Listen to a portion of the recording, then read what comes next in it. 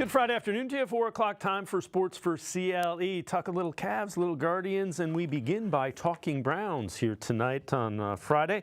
From QB Unplugged, Deshaun Watson with his quarterback coach Quincy Avery with an update on where Deshaun is physically. Looked like he was at the stomping grounds of UCLA fields, that weight room today. What you had going on, my boy? Yeah, man, back in that weight room and everything, 12 weeks. So, it's another checkpoint of, rehab and surgery or what I can do. And I guess just keep, progressing from there. So, it was a good morning to say today. With that, let's welcome in Tom Withers from the Associated Press. So, Tom, by all accounts, the rehab process is going as it should. It's good to know that he's back lifting weights. That was from today. How concerned are you? You know, your franchise quarterback coming back from shoulder surgery. How concerned are you?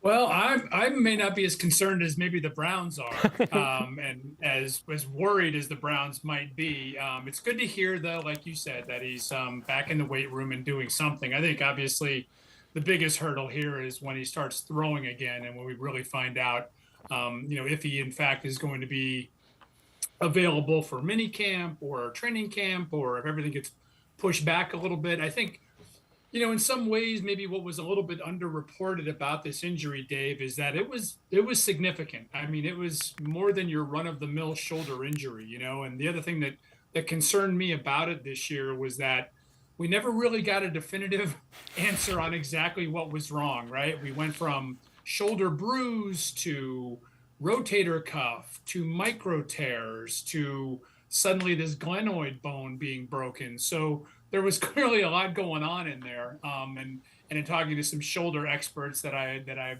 come across over the last couple of months, he would have had to had a sprain of some kind for that glenoid bone to be broken. Now, I don't know if that happened before the first half of that Baltimore game or that all happened at one time. So, I am glad to hear that it's moving in the right direction, that he is lifting weights.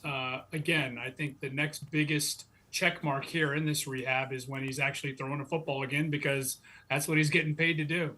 Yeah, and so Quincy Avery and Deshaun from that same podcast earlier today talked just about their off-season regimen and how they approach it. And then I know you need a couple weeks off, but then you're really, really hey, when we're going, I want to get to these 100, 120 throws in a day, right? And you push the limit on how many throws you get into. So I think everybody got their own rhythm, and it's trying to manage all those different cadences in terms of how many throws does this guy want, this guy want. What do they need to work on, right? Because I got to watch every throw you had the year before, dive into that, so I could be like, all right, this is the throws that we struggled on. This is where we got to improve them on. So it's like a fine balance between, like, let me make sure he gets all of his work in, and then that he doesn't go too hard. So when the season comes, he's still ready and available to throw the way. To throw it. And Tom, so that kind of gives you an idea of the way that's their normal off-season routine. And the reason that's important is you don't want him pushing it, especially when he's coming back from that shoulder injury. 100%. I think we all needed a couple weeks off after that season, right? That was a long one, and Deshaun didn't have as long a season as many of us did. So yeah, that is important, and that's why it's nice that he has a quarterback's coach, a quarterback guru, whatever you want to call Quincy Avery, to kind of walk him through this and be somebody in addition to whatever he's being told by the Browns and their training staff and their coaching staff on how to ease back into this. As I mentioned before, this was a serious shoulder injury. And, I think we also have to keep in mind that this is a quarterback who's played 12 games since the end of the 2020 season. So, we made we talked a lot about rust in the past. And, fortunately, they were able to see him back on the field for 6 games this year. It was frustrating for all of us, I think, that staggered stop and start that we went through for the better part of a month as they tried to figure out what exactly was wrong with this shoulder. So, again, I think it's good that he's at least trending in the right direction. We'll see where things are as these next couple of months unfold to see exactly where he's at and whether or not he's going to be able to be on the field as early as minicamp in May. When you look at the Browns' offense, as you move forward, do you think they need to add a significant piece at wide receiver? I certainly do. I think they could probably add a couple of significant pieces at wide receiver, to be honest with you. We don't know what Amari Cooper's future is with this team, right? There's a huge salary cap hit coming up. He's probably going to have his contract restructured. I think he was on the hook for, or the Browns are on the hook for something upwards of $20 million this year for him, which is, that's tough. Also, I think, we learned last year that, Elijah Moore, and Elijah Moore finally made a connection, but it wasn't with Deshaun Watson. It was with Joe Flacco. And so, they got to figure out exactly what his role is going to be. But I do think, Dave, that they need, whether it's a number one wide receiver or a complementary to Amari Cooper, they definitely need to upgrade that position. Of all the positions on the field, I think that's the one we can all identify as where there's a major need here.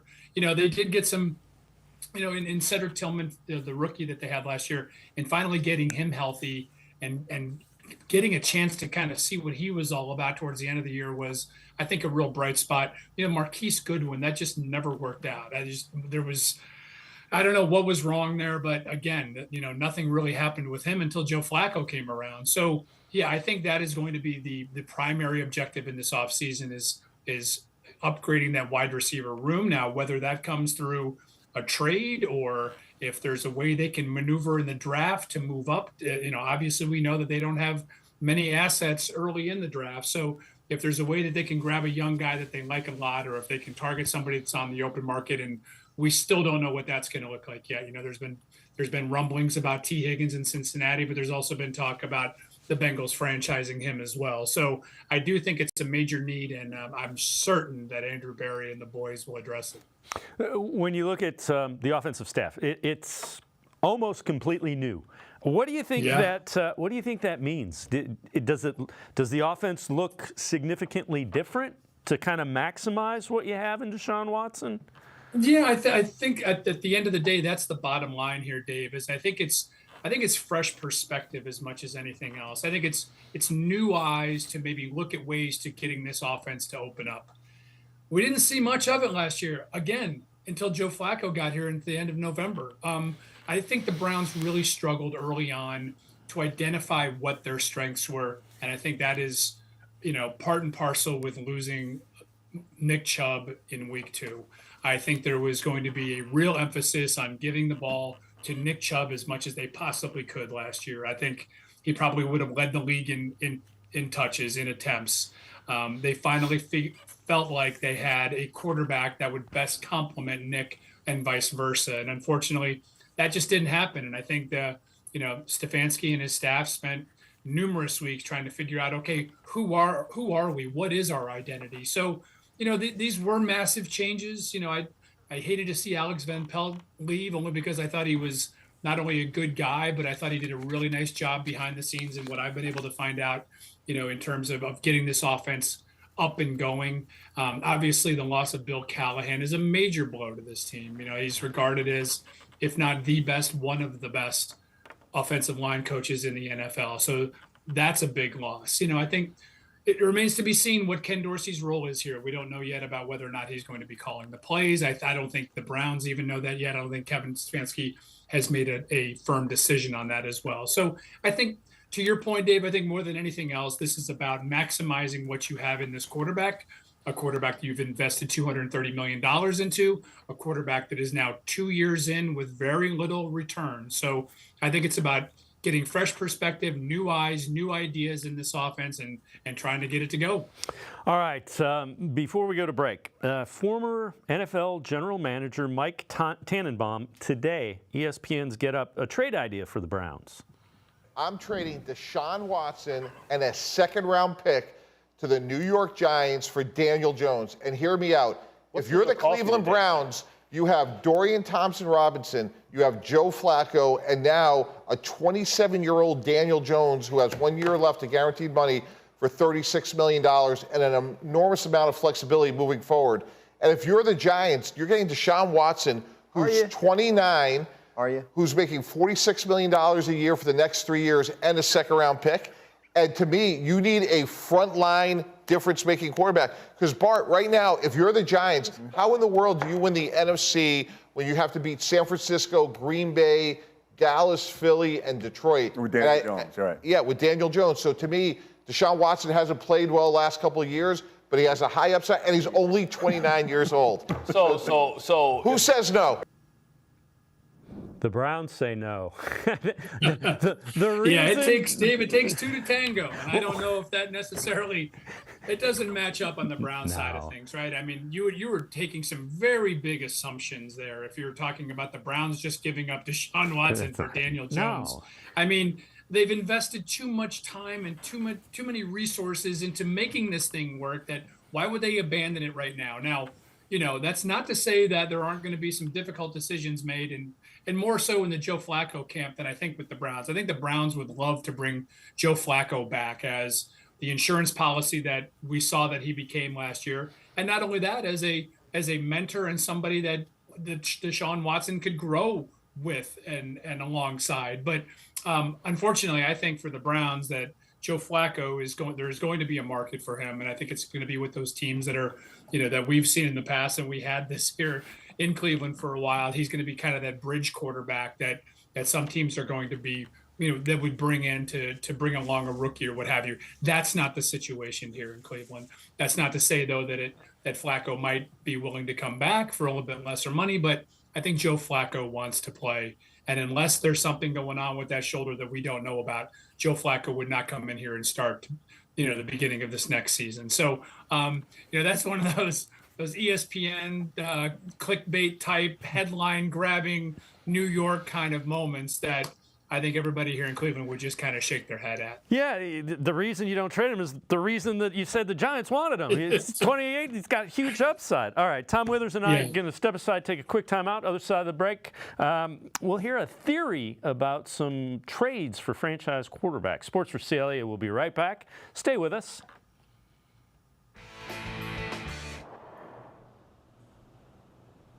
You might have expected all the games and all the excitement.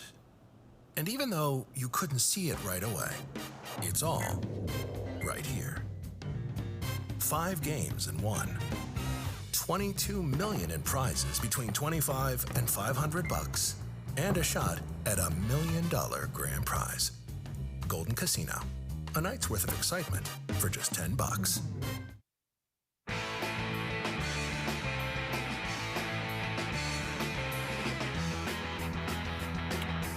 We continue talking Browns with Tom Withers from the Associated Press. Charlie Kravitz from the Dominique Foxworth Show talking about NFL teams trading for franchise quarterbacks. My theory is that this is like that really hot person that's single and has been single forever. And you're like, why? Something has to be wrong with this. What's up with this lemon? So when you're calling a team and you're like, hey, can I have your 2-time MVP Aaron Rodgers? And they're like, oh, yeah, sure, take him. Can I have Russell Wilson? No, he'll never do high knees down the aisle of an airplane. He'll never kiss any babies and shake hands. Or Deshaun Watson. And the Texans are like, yes, please. Anything. Young, too. That's usually a sign that the signal is if your star quarterback's available, they're not really the star quarterback you want to acquire. Tom, the reason I bring that up, none of the trades for these elite quarterbacks have worked. And you could even go back to the 49ers trying to trade up to get Trey Lance. It just hasn't worked out. Yeah, and obviously people here are lighting candles and crossing fingers and doing all they can to hope that it does work out here. But you're right, Dave. I mean, the track record of this happening they're few and far between, right? The path to finding your franchise quarterback is typically through the draft. It is getting that guy. It's getting C.J. Stroud, right, and or Ben Roethlisberger, or whoever you want to mention as one of the top picks in the draft. Holding on to him, developing him, and just seeing hopefully having it grow and growing around that quarterback. The other avenues to that are always ripe with terror and potholes. And, we've seen a little bit of that here in Cleveland. Hopefully things are going to work out. It's not to say that they necessarily are. It's been a it's been a very awkward, strange couple of years with Deshaun. Never mind the suspension last year and the fact that he didn't look great. And then this year, coming back, having that, marvelous game in Baltimore. And then we all know what happened with the injury. So, franchise, hey, and let's be honest, we just witnessed it last Sunday. It is about having that franchise quarterback. Now, that's not to say that you can't get lucky like the 49ers did, or not necessarily lucky. I mean, they did their due diligence and they found Brock Purdy at the end of the draft and things worked out. But by and large, it's about grabbing that guy early in the draft and that's your best path forward. So Andrew Berry at his end of the year press conference said that they could create any cap space that they needed to do what they needed to do in free agency. Do you think they're fairly active in free agency this year? I do think they will be, and I think I think sometimes these salary caps are just. It's just a thing that the league puts out there because everybody's able to work around them, Dave. There's no hard, fast rules, it seems like. It feels like no matter whose contract it is, you're going to you can restructure it or renegotiate it or move. They're just moving piles of money around, right, to fit their own needs. So, I do think they'll be active. I think they'll be they took a big swing last year and tried to land a couple of defensive players and maybe came up a little bit short, but then ended up with a guy like, Dalvin Tomlinson. And I do think they're going to take a big swing this year in free agency, depending, again, what the market looks like, for a wide receiver. But there are also some other needs. And, none of us knows exactly what their plans are with guys like, Jed Wills. We don't know about the health of Jack Conklin going forward.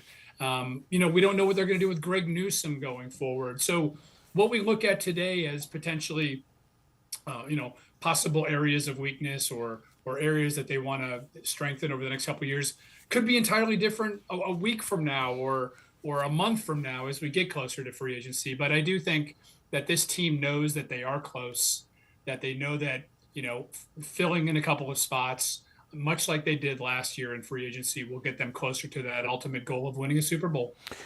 When you look at Nick Chubb, that's another guy that Andrew Berry said, the Nick Chubb contract's the elephant in the room. Do you think they get a veteran, I don't want to say backup, but a veteran so that Nick Chubb handles as much of the workload as he possibly can and not anymore? Yeah, I think, listen, we don't know exactly where Nick Chubb is in his rehab, right? And obviously he's a very special player. He means a lot to this team. He means a lot to this fan base. He means a lot to his teammates. I think his situation is quite unique in that they're going to do everything they can to make sure that Nick Chubb is healthy and get a look at what he's like before they make any rash moves with him. So, and we don't know yet exactly when he's going to be back. This is a guy that just had, I believe, his third surgery on that knee. When he came back from the surgery in Georgia, the first year he wasn't nearly as good as he was the second year. That was also when he was 23 and 24 years old. He's a little bit older now. There's a little more, wear and tear on those tires. But, Nick Chubb is beloved. I do believe Andrew Berry will do the right thing by Nick Chubb. But to your point, Dave, I do think that, we've seen that running back carousel move almost sometimes as quickly as the quarterback does in this town. And I think it's vital that they have, legitimate backups at that position. I think we all, liked what we saw in Ford last year. There were some moments where Pierre Strong looked great. But listen, you can't, it's almost like pitching, right? You can't have enough of those offensive type players because things are going to happen during the season. Before we go to break, do you think the Browns are legitimate Super Bowl contenders? In what areas do they need to upgrade to get to that level, if you will? Yeah, this was such a strange year, Dave. I mean, listen, the Jekyll Hyde, the way they played at home versus the way they played on the road, they had a bit of a favorable schedule at home in terms of the quarterbacks that they face. And that's going to change next year where the schedule is going to be a little bit different. You're going to have some of the big boys in this league coming in here as quarterbacks. So I do think they are legitimate in terms of being an AFC title contender. I don't have to tell anybody out there that this AFC is as strong as ever. And as we witnessed last weekend, the road is still going to go through Kansas City. So, I will still say that wide receiver is paramount to upgrade that position. I still feel like the linebacking core could use a little more. And I'd really like to see them add another defensive tackle, kind of similar to a Dalvin Tomlinson, somebody who can be a penetrating presence up there in front and make that defensive line as good or better than it was last year. I think we all saw what having good tackles did for that defense and what they did for Myles Garrett. And I think, adding another player of that ilk, of that Tomlinson type of guy could really do a lot for this defense. Tom Withers from the Associated Press, and I can step aside, take one more time out. Other side of the break, we'll talk a little Cavs. Cavs' second best record in the Eastern Conference. Tom Withers and I talking Cavs when we return. Stay with us. Come back to go forward. Back to learning new things. Back to pursuing your dreams. Tri-C has flexible learning options to fit your life. And every year, more than 1,000 local companies provide Tri-C students with real-world learning. The right education can boost your lifetime earning power by hundreds of thousands of dollars. Start now with a college education you can afford. Tri-C, where futures begin.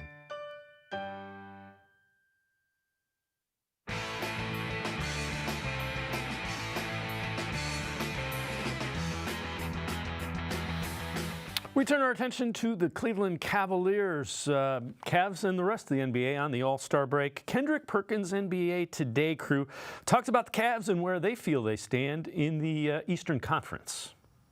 Donovan Mitchell, he scored 30 points. The Cavs rallied from down 17 to beat the Bulls. Cleveland is now 18-2 in their last 20 games. So, Perk, are we sleeping on the Cavs' playoffs outlook? No, the simple fact that we've seen this movie before with a Donovan Mitchell-led team. We watched Donovan Mitchell in Utah have great regular seasons, and all of a sudden they dropped the ball in the postseason. So we got to see this in the postseason. Well, Donovan Mitchell would agree with you. So let's take a look at the standings, right? Heading into All-Star break, the Eastern Conference, it looks like this. Plenty of teams sort of bunched up after the Celtics atop the standings. The Cavs, they've made a furious push ahead of the Bucks, the Knicks, the 76ers. And we know the Celtics are all the way at the head of the pack right now. You have a couple of teams that are sort of lurking. The Knicks, we talked about their injuries a little bit. But as you look at the second half of the season, Brian, your biggest question is what? Yeah, obviously there's a fight for the 2 seed because that pack of teams is pretty close together talent-wise, and you want to get the home court. You want to get the play-in team in the first round. And then I think it's going to be a fight for the 3 seed because if you're the 4 seed, that means you got to face Boston probably in that second round. You want to avoid the Celtics, who are playing brilliant basketball right now. Tom, that's a fair assessment. But, relative to Donovan Mitchell and the Cavs, I don't know about you. I think the additions of Max Strus and George Niang, they add a physicality and an intensity that I think was missing from this team in the playoffs. So I'm a little more optimistic about what version of the Cavs you'll see come playoff time this year. Yeah, I'll go a little further than that, Dave. I think the way Jared Allen has really upped his game, and obviously, the Mobley injury had a lot to do with that. But I think, the way Allen has really stepped up and become more physical. I mean, it's pretty well documented what happened to the Cavs last year in the playoffs. They got beaten up by the Knicks. It was not pretty, and I know that sat with a lot of those guys during the offseason, and it sat with JB Bickerstaff. And I think, to your point, Dave, they did a nice job of going out and get a couple guys that are no nonsense players. I think both Strus and Niang have that background, and as we learned early in training camp this year, they're as talkative as anybody on this team too. It's a young team. It's kind of a quiet team in some ways. And I think that infusion of energy and a little bit of toughness has gone a long way. But listen, it's at the end of the day, this is about Donovan Mitchell, and this is about how far he wants to take this team. I think, and this is not a knock on Darius Garland or Evan Mobley by any means, but I think we saw when those guys were out what Donovan Mitchell can do. And he has played as well as he's played in his entire career. He's averaging 28 points a game, 6 assists, 5 rebounds, 2 steals. He's had career highs in every single department. And I think he genuinely seems to be happy here. I think he realizes that, last year was embarrassing to both him and the Cavs, the way they played in the postseason. But I can't get too far away from what Perkins said. it is all about what this team does in the postseason. And I think, not only getting to the playoffs this year, but getting out of one round and maybe even in 2 rounds now is what the bar should be for this Cavs team. Yeah, and to your point, Donovan Mitchell with the ball in his hands, he was, he's elite. You saw minus 2 of your 3 best players. You saw just how good he is. What about the way? What have you seen from Mobley since he's come back from his injury? Well, he's shooting the ball, and he's shooting it well, and the shot looks a lot better too, Dave. It seems like there's more arch on it. It looks like he's really been working on it, and and that's fine. And listen, that's the way they want to play.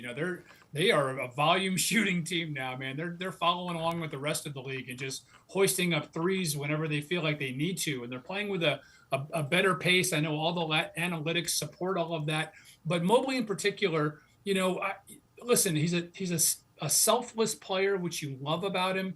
But there's still times, Dave, where I'd like to see him, when he gets the ball, 10 feet from the basket, to put it on the floor and lower that shoulder and get to the rim. And I still don't think that we see enough of that. I think it's great that, he's having the confidence now to step out on the perimeter and shoot, because that's going to only open things up, like you said before, for guys like Donovan Mitchell and Darius Garland. It's going to create driving lanes for those guys. And, and just getting big guys away from the basket, there's a huge benefit in that. But I've been impressed with him. I like the kid a lot. I like, everything that he always talks about. And I know, from talking to people with the Cavs, how hard he works and how important this is to him. And, that's half the battle sometimes with young players is, what kind of drive do they have? And I know that Mobley is driven. And I also think, along those lines, it's great to have a guy like Donovan Mitchell around, because Donovan Mitchell is going to bring out the best in his teammates. And if he can bring out the best in Evan Mobley, then watch out. Yeah, and important to note, Evan's a guy that he's still really young. He's been here a couple years. He only played 1 year of college basketball. He's a young guy. He's going to get physically stronger still. And when that happens... You're right. We forget about that. I think we also forget how young Darius Garland is, and for that matter, how young Donovan Mitchell is. These are still guys in the, their mid-20s at the oldest, and still, approaching the primes of their physical powers. And so, listen, the future is still bright here. Obviously, the elephant in the room is going to be the Donovan Mitchell situation going forward. But, in talking to him, even on the side, he does genuinely seem to like it here in Cleveland. I think maybe one of the underappreciated stories that's going on in New York is the ascension of Jalen Brunson. Could be the best thing that ever happened to the Cleveland Cavaliers, because that may check off any idea of Donovan Mitchell going home and playing for the New York Knicks. So listen, this is a great time to be a Cavs fan. We waited through a couple of tough years there, post LeBron, and I think they're back to where everybody would hope they would be. All right, before I let you go, I got to ask you about this guy, Isaac Okoro. That is a guy that you can tell the heart. His defense was always there.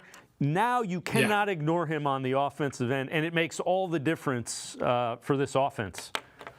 Yeah, the only thing I worry about with Isaac, though, is that he's going to start making these shots, and they're going to start to get out and defend him. He's still shooting a lot of those wide open corner threes, right? Because teams are like we saw with Thibodeau last year. He was like, hey, that guy can shoot as many as he wants. Well, if Isaac knocks a couple of them down, then, they're going to start, cheating towards him a little bit. So, yeah, again, here's another guy that is a real hard worker. He's a high character guy. Teammates love him, plays his butt off on defense. He's like a coach's dream. He's a guy who's, never caught up in his numbers by any means. He enjoys being the stopper for the Cavs. And, listen, you got to have one or two of those guys, especially when you get to the playoffs. You got to have that guy that you can turn loose to just defend. And Isaac seems to be willing to do that. And I agree with you. I think we've seen a maturation and a growth in his game this year that's been a big part of what this Cavs team has been able to do. Tom Withers from the Associated Press, as always, great stuff. Appreciate the time and the insight. Thanks very much, Tom. Dave, anytime. Thank you. Tom Withers, make sure you check him out. Really good coverage of all the Cleveland sports teams for the Associated Press. We're going to step aside, take a quick timeout. Other side of the break, Lance Reisland, film breakdown, video analysis of what the hire of Andy Dickerson, offensive line coach, can mean to this Browns offense. Sports4CLE, be right back. Stay with us. The Ohio Lottery Partners in Education program is dedicated to recognizing exceptional students, teachers, and schools throughout Ohio. Scan the QR code on screen to nominate students and teachers as Academic All-Stars and Teachers of the Month. They must be currently enrolled or teach in grades K through 12. Is your K through 12 school developing students' literacy skills to achieve success in reading? If so, you can nominate your school for the School of the Year. Students can win $100, teachers can win $500, and schools can win $2,500. Scan the QR code, fill out the forms, and nominate deserving students, teachers, and schools today. The Ohio Lottery Partners in Education program takes pride in honoring exceptional students, teachers, and schools across Ohio. Submit your nomination today. It's fun, fast, and free.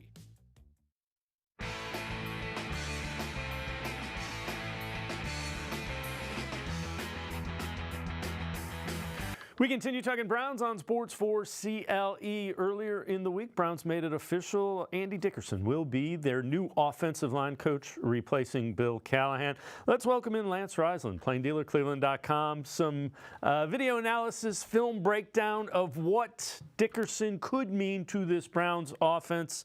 And Lance, you looked at the places he's been and the offenses that he has been an offensive line coach for. What do you see with Dickerson?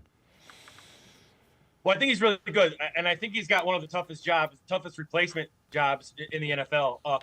Callahan, like I said before, I had the opportunity to watch him down there for 25, 30 minutes each day over the course of 2 camps, and he's just so incredibly dynamic in how he does things.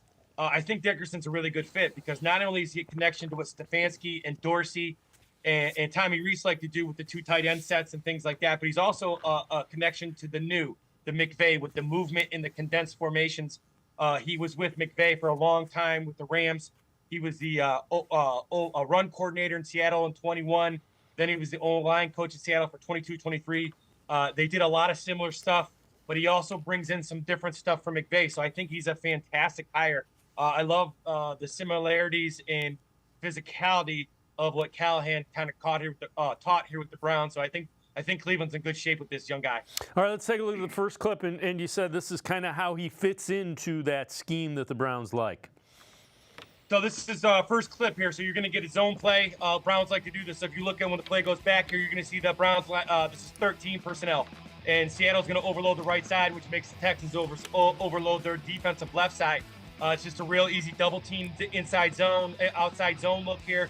They're going to get a double team up to the number 1 linebacker. There's no one left, and Browns run this a ton where they're going to overload one side with the tight ends and run backside either with counter or with zone. Now, the key for Dickerson, what I was looking at, it's not really the scheme, right? So in every scheme, you either get a double team, a down block, a reach, a Mike block. There's certain things within every scheme that are the same, and one of the things that he does really well is his guys double team really well, and that's what the Browns have done really well over the last couple years with Callahan. It's double team and get to the next level, and his guys in Seattle and his guys in LA did a fantastic job of that. So this is just the zone with the front side double, and they get to that number 1 linebacker in the box. All right, so another clip that we're going to look at is some similarities. Take us through this next one, what you like here. And this, again, is something that the Browns do with Stefanski and Dorsey. So, again, if you watch the play as it starts over here a couple times, you're going to see the left side of the line just cave in the right side of the line here, and you're going to see the big movement. Then you're going to see the backside tight end come across. It's called the split zone, and this is just like the zone read, but instead of reading that backside end, you're just blocking him. So, again, even though it's split zone from the previous play, it's big double teams at the point of attack. And you can see Seattle's a very physical bunch. They, just like the Browns are inside. This is the way they're coached. This is not on accident. So, when you're with Pete Carroll, he's always liked a powerful running game. So this fits in very well for what the Browns like to do. And again, I like the idea of split zone here because there's times we don't, the Browns are not going to want Deshaun Watson to run the ball very much. I don't know if he can take that pounding at this stage of his career. So they're going to want to make sure that he has some direct handoffs. Again, big double teams, you can see the movement. Browns do this very well, and Dickerson will get the Browns going with this same scheme. All right, we're going to take a look at one more that is similar. This is another thing that the Browns do some of. Take us through this and what you like here. So now you get a gap scheme. So again, right, so it's zone or if it's gap, you're still getting a big front side double team on the 3 technique. Now you're going to get the left guard, the left tackle going to pull around. The left guard's going to kick out the defensive end.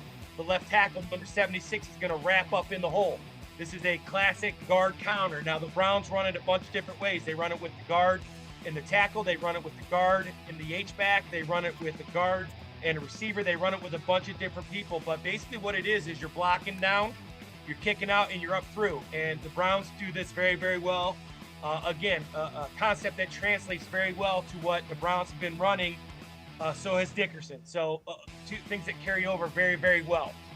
All right, so those are the concepts that the Browns currently run. We've also mentioned he was with Sean McVay in that offense for a little bit. So these are some things that the Browns could incorporate that Dickerson was doing with McVay's offense. Take us through this first and what you see here. So what you get out of this with this McVay, Shanahan, McDaniels, you get a bunch of, it's still the same stuff. So it's still a zone concept here. A little bit, I think it's more of a gap concept because of the backfield action, the quarterback and the running back opening to their left, which is trying to create flow with the defense. But what you get is you get the backside receiver coming across. And again, now they're using receiver as a kick out guy. And they're going to use him from the line of scrimmage. It's not motion. It's that they just use his speed to come all the way across. So a little innovative way to get the receivers blocked in the run game. And I was asked yesterday, how would you define what McVay does? And what I think he does really well is that it's the same runs everybody else runs, but he runs them from condensed formations, and they run a lot of different motion, and they have different guys than normal blocking with blocking rules. So you're going to get receivers now. They're going to have tight end and lineman blocking rules, which in space can work, and they've proven that it works. So they create an unbalanced line here. They get a big push, and they get the receiver coming around. You can see the Browns using this with some of their big receivers, Seth Tillman and those guys. Yeah, the other thing that speaks to is you can't, if you run it with wide receiver personnel, they don't get big on the defensive side of the ball. So you spread them out, you keep it small, and if you have physical wide receivers like the Browns have, advantage Browns offense. All right, take us through this next clip, what you see here. So very cool concept here. Again, so what you're getting here is just a zone. So if you look at what, as the play goes over and over here, you're just going to see hard motion by Woods in motion. What that does, it's just eye candy. So what they're trying to do is he's trying to get the attention of the second level, and you're going to see the linebackers flow with motion, and they end up getting caught in these big double teams by the Rams. So you're going to see big double teams. You're going to see great movement. Rarely are you going to see the Rams, and I think the Browns will start to incorporate more and more of this, is there's always going to be movement, whether the movement is going to be eye candy where it doesn't have any responsibility, or as we watched on the last play where they have a lot of responsibility. But constant movement creates constant eye conflict. And that eye candy makes it really, really tough for a defender to find the football. So lots of movement. I see movement from the Browns offense moving forward with Dickerson here. And again, that's one of the things that we had talked about. That's one of the trends. The higher scoring offenses incorporate the most pre-snap motion in the NFL. We've talked about that repeatedly. All right, take us through this next clip, what you see here, what's going on. So this is a cool one. So now you get, McVay's films are very, very fun to watch. You guys sometimes remember I'm breaking it down because as a coach, it's just a joy to watch. So they're going to start off with a formation left, strength here left. And they're going to put Cooper Kupp in motion, and they're going to bring the other receiver, number 12, in motion, and they're going to bring him around as almost like a pulling guard. So, again, you're going to get these big double teams on the right side blocking these guys down. And then instead of bringing, a guard and a tackle or a guard and a tight end, they're bringing 2 receivers. And you see Kupp gets in there first, and then here comes the receiver. So, again, it gives you the ability to get unbalanced. You can create formation strength one way and come back the other way with motion and bringing those guys across. Just a really creative way to run the same play, same double team kind of concept, zone gap schemes, all the stuff that the Browns run. But now you're just getting to a little different way with receivers out in front. And he does this and I see this is something, this is from 220. So I see this being a part of what the Browns do. This is Dickerson when he's with McVay in 220. Yeah, and again, that's a strength of Kevin Stefanski's offense, is that formation flexibility. All right, take us through this next clip and what you see here. Well, here, so now you just get a jet sweep. So now, I've been asked why when the Browns run jet sweep, why wasn't it successful? Well, it's the same reason that when I was coaching, mine wasn't successful until I started running motion all the time.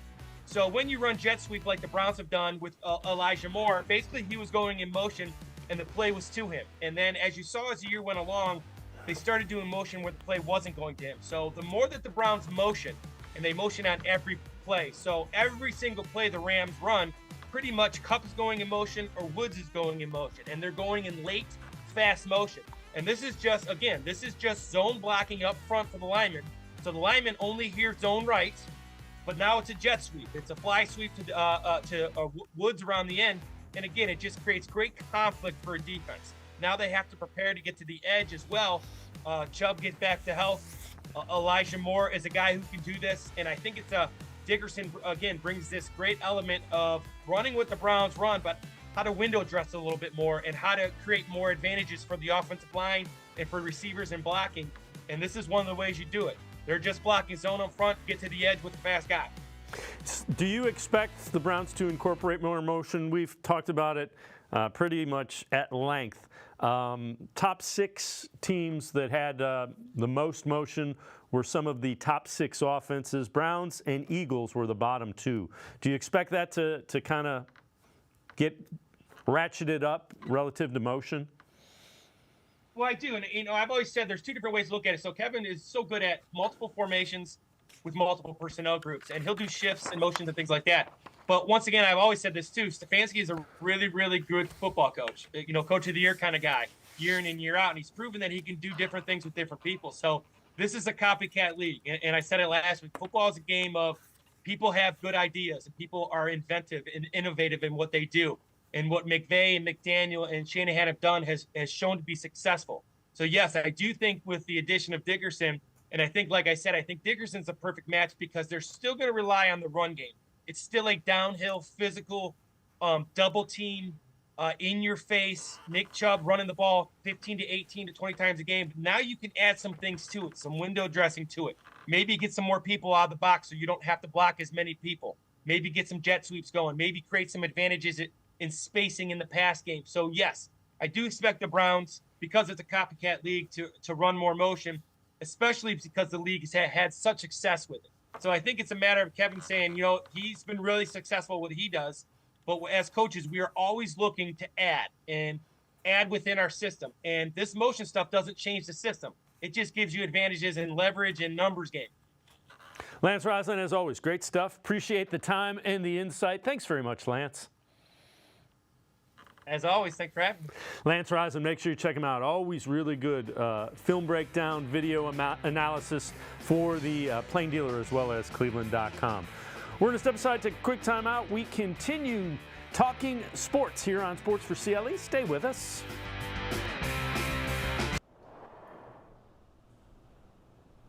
You might have expected all the games and all the excitement. And even though you couldn't see it right away, it's all right here. 5 games in 1. $22 million in prizes between $25 and $500, and a shot at $1 million grand prize. Golden Casino, a night's worth of excitement for just $10.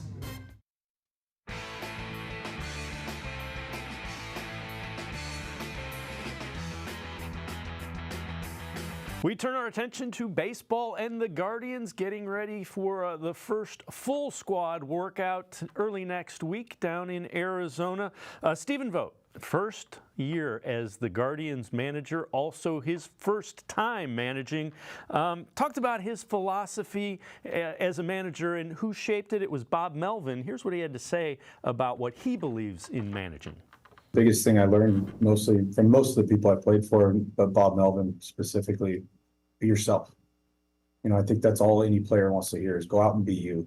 Don't try and, we're not going to tell you who to be. We're not going to tell you how to play. You earned your way to the big leagues. Why would we tell you what to be? And I think taking that and, going off that fresh set of eyes, fresh start, I'm really excited for our players to kind of have a clean slate. I've never really seen any of them play as their manager or as a coach, just as an opponent, right? So I want them to be themselves, and I've messaged that, and I will continue to message that.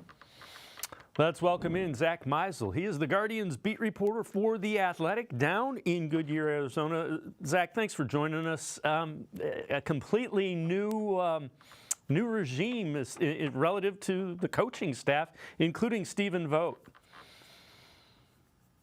Yeah, so it's a fresh set of perspectives, and there's going to be a lot of evaluation in this camp. You have a lot of young guys, a lot of crowded competitions, and I think you can throw all your preconceived notions out the window because you have new coaches who have never seen Gabriel Arias play or Brian Rocchio, and they've spent the winter watching tape and studying what the numbers say, but until they see it with their own eyes, I think the jury's out for everybody, and that maybe ramps up the competition this spring, but at the same time, I think it maybe delays some decisions. As usually you go into camp thinking, oh, well, this guy's the favorite, this guy's probably going to be the backup, this guy will go to AAA, and some of that might be true, but I think until the newcomers see these guys in action, you're going to have to wait before that stuff gets set in stone. So things are a little different. You had Terry Francona here for 11 years.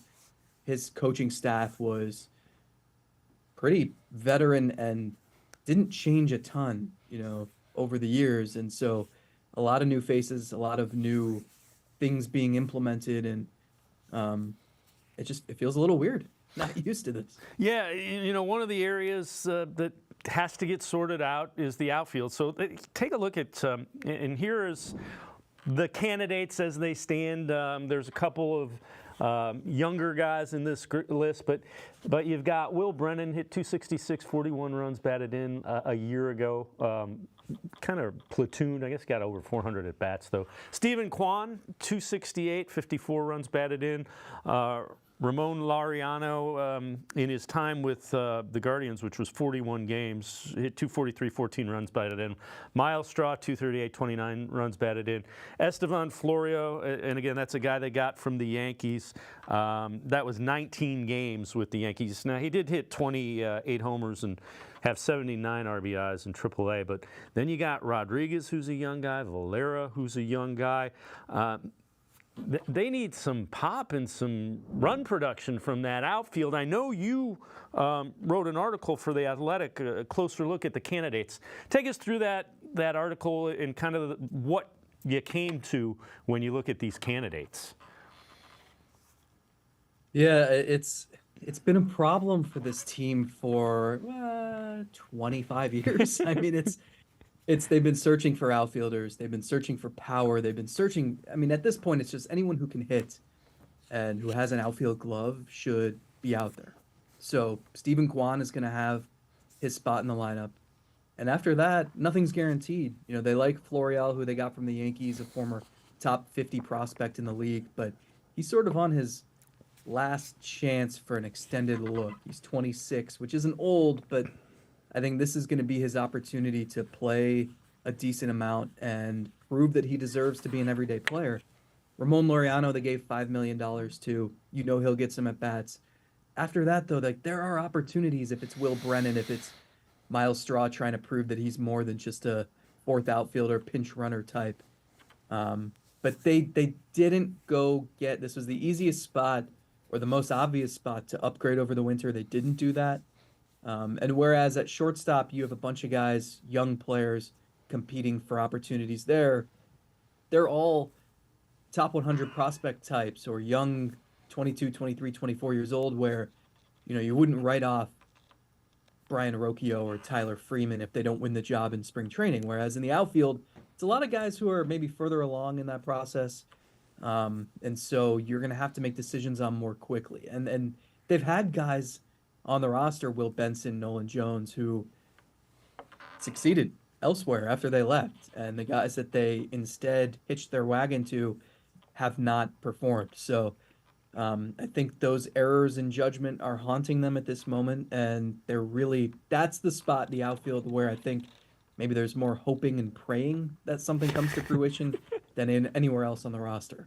Yeah, that's fair. You mentioned, they just need to add some pop. I mean, so here is a list of some guys that, they're kind of hoping can develop. Now, George Valera, 23 years old, had 10 home runs in AAA, missed most of last year due to injury early in the season. Before that, he was a guy that a lot of the Major League Baseball folks were excited about. The intriguing guy is the Rule 5 guy that they picked up, Davion De Los Santos, 20 years old, hit 20 homers in AA for Arizona a season ago. You mentioned Florial, the 28 homers in AAA, but he's 26. It's time for him to kind of transition.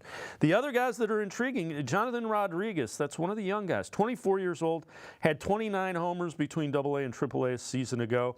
Noel is a younger guy, 22 years old, had 27 home runs in AAA, predominantly an infielder. Manzardo is the guy they traded for with Savali, not really a power hitter. He's 23, thought to be one of the top guys in minor league baseball, was injured a bit of last year, but he's not a power hitter, and he had 17 homers in AAA. If they can get one or two of those guys to pop and develop like, they might, that helps this lineup immensely. Yeah, there's a lot of pressure on the pitching staff because I think this is going to take time. It's going to be a work in progress for the lineup. And there's a path to having a decent offense. I think it will be better than last year. That's not saying much of anything. But having Bo Naylor at catcher helps for a full season. I think Andres Jimenez can do more. I think Stephen Kwan can do more. You have Ramirez. You have Josh Naylor. Like, there are pieces there that you can build around. You can't possibly get less production from center field. So I think Florial could be an upgrade there. Manzardo's the key. They got him for Aaron Savali. He's more of like a 25 homer, 35 double, 90 walks type of guy, where no, he's not going to hit 40, 45 home runs. They haven't had that since Travis Hafner in 2006, but he's a guy you can build around the middle of the order. The problem is, if he's your first base DH counterpart with Josh Naylor, where does that leave Davison De Los Santos, who was a Rule 5 pick, who would have to stick on the roster all year? And he's 20 years old. He's not going to be 21 until June. So you can't have too high of expectations for him. And if you are going to throw him into the fire, like, how badly are you trying to win? There are a couple paths here. Like, one is sort of focused on development and patience, and the other is, well, your pitching staff is built to win. Can you get a lineup that can reflect that too? And I don't know. That list, that's a lot of inexperience on that list. Jonathan Rodriguez, kind of from the Oscar Gonzalez mold, and even with Oscar Gonzalez, one year he looked great. He's a postseason hero, and now he's off of a 40-man roster at the Yankees AAA affiliate. So it takes time to learn about young players like this, and I don't know how you're going to cycle through all those names and come to the right conclusions. Do you think it just seems, in looking at it, there was an organizational thing where they were really against guys that struck out a lot, even if they hit the ball out of the park. Is that still the case? Do you think that shifts with the new coaching staff? It's a good question. I mean, I think they prioritized the contact hitters for a while because it's easier, they thought, and maybe this is true, it's easier to teach power. It's easier for a guy to get older and stronger, and we saw it with Francisco Lindor and Jose Ramirez, and those are two elite players. Not every prospect is going to come up and follow that path, but you can take a contact hitter and he can change his swing, he can become more powerful. It's hard to take a guy like Bobby Bradley, a big hulking slugger with major holes in his swing, and teach him how to hit singles and be a contact hitter and stay alive in a 2-strike count.